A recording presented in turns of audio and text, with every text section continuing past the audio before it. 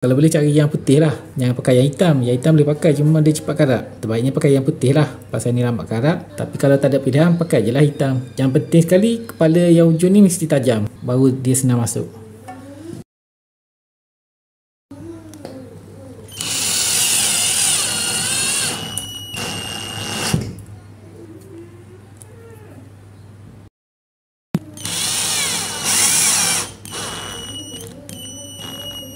Okay, yang ni bila dah rapat sini, kena buat slow je. Tapi kalau kita takut dia pecah, biasanya kalau orang baru, bila dia skru ni dia akan pecah, dia akan berlubang, dia akan loose kat sini. Jadi untuk tak nak bagi loose ni, kita kena buka balik.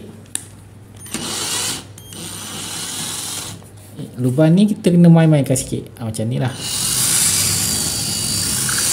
Lepas tu cuba letak. Kalau kepala ni dah ke dalam daripada silin ni, baru kita pasang.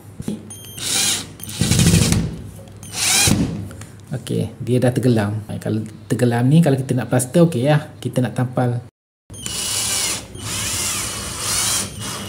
Dah rapat, kena buat slow. Kalau kita buat pelaju, longgar lah skru ni.